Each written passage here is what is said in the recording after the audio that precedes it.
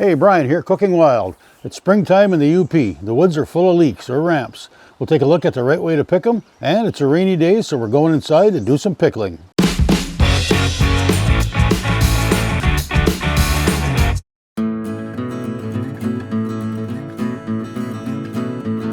Ramps, or wild leeks as many of us call them, show up in the spring of the year and wrap up their growth spurt by the time the canopy of leaves shades the forest floor.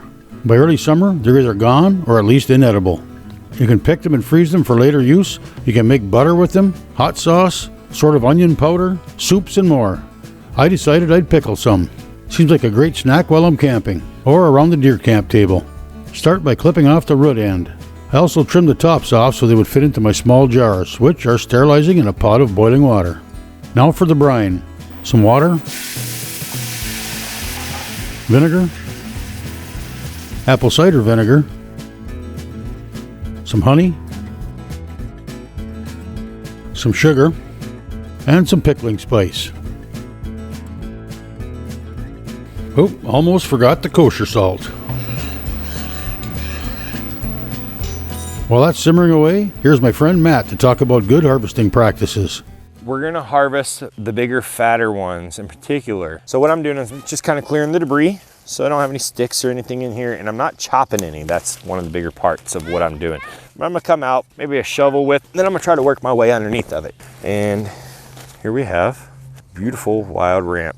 So this is harvested bulb and all, which is a way to harvest it. Every bit of this is edible with the exception of the flower spike. These leaves taste like a garlic mustard green with a sweet onion bite. The bulb has a very sweet onion meets mild shallot, so it has a hint of garlic, but it has a very pronounced sweetness thing going on. It's a delicacy that is very hard to describe, and I personally prefer this to every other onion. What's awesome about these guys is you can harvest them, preserve them easily for later, simply by taking this bulb and putting it in your freezer. It's that easy, right? Or you can saute them, same thing with the greens. You can make a delicious pesto out of these that's second to none. You can make an amazing sriracha or hot sauce out of them too, and there's great recipes online for that. One of the overlooked parts of this plant is the roots. The roots of all onions and garlic are actually edible, and they're delicious.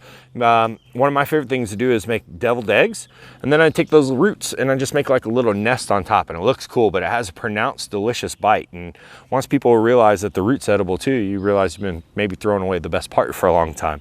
So this is a way to harvest these, which is to dig them. There are other ways to harvest them. You don't have to take the bulb or all of the bulb. So what I'm gonna do is I'm gonna grab a pocket knife and I'm gonna show you an alternative way to do this, and this is much more sustainable.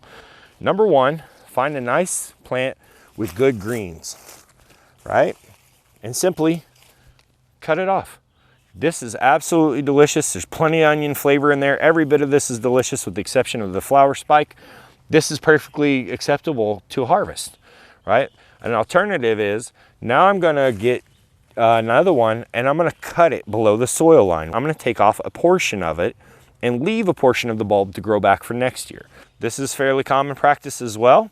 One of my favorite ways to do it sustainably is I'm gonna dig this big patch, and all the little ones that I pull out, I'm gonna stick right back in there, right? Everything that's smaller around than my pinky is going right back in. I'm gonna try to space them out kind of if you were looking at a die or dice from on top, like the number 5, right? So by the time I come back here in 5 years, that whole area is gonna be filled in, and we'll even increase into the other areas around it, and it will continue to spread.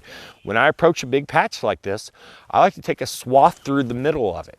So it becomes 2 patches that will grow together very rapidly, especially with me replanting.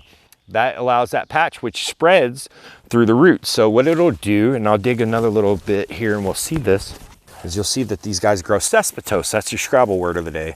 That means that they grow central to each other, right? What they actually have is a little root, much like ginseng, at the end of them that connects them. And so they'll start to reproduce that way. And so when I put one in here, if it reproduces by 3, 4, 5, by the time I come back, that's sustainable. Our jars are sterile, and now we'll drop the ramps into the boiling water for about 30 seconds. Blanching changes the chemical makeup of the ramp or something like that.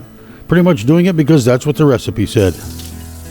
From there, it's a quick cold water shower. And in the jars they go.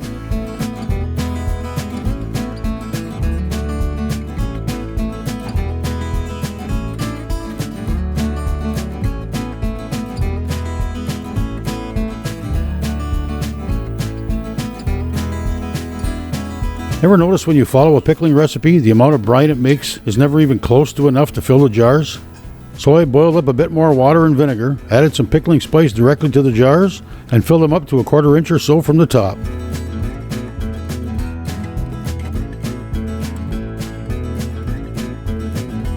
On go the lids, and back into the boiling water. 15 minutes later, and there you have it. One for camping, one for deer camp, and one for the point at which I can't wait any longer to see how they taste.